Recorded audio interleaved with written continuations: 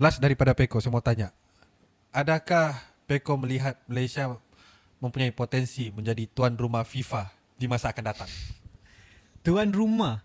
Tuan rumah ni sebenarnya Mungkin kalau mau masuk ke FIFA tu mungkin mustahil lah. agak mustahil lah buat masa sekarang. Tapi untuk menjadi tuan rumah kepada FIFA, adakah Peko rasa ianya akan direalisasikan di masa hadapan? Saya rasa nak menjadi tuan rumah tu mungkin lah. Cara mudah kita nak masuk ke World Cup adalah melalui kita jadi tuan rumah. Oh ya? Ya, Boleh? ya, kalau kita jadi tuan rumah, automatik kita layak Piala Dunia. Itu je sebenarnya kan. Oh, So okay. saya rasa kalau boleh, sekiranya kita dapat sokongan dari kerajaan dan juga ke bawah duli Yang Maha Mulia Tunku Mahkota Johor, iaitu TMJ lah kan. Sebab bagi saya TMJ ni adalah seorang yang bagus. Kita tengok bola sepak di Johor, dia membangun sampai boleh layak ke AFC Suku Akhir kan. Dia boleh bangun ke Johor. Dan why not kita bagi dia peluang untuk takbir bola sepak negara dan bagi TMJ bawa Malaysia ke Piala Dunia.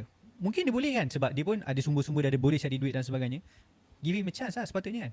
Yeah. Hopefully kan. Hopefully mungkin dalam 20 tahun akan datang, kalau saya masih hidup lagi, saya ingin melihat yang FIFA World Cup tu Malaysia adalah tuan rumah. Hopefully. Okay.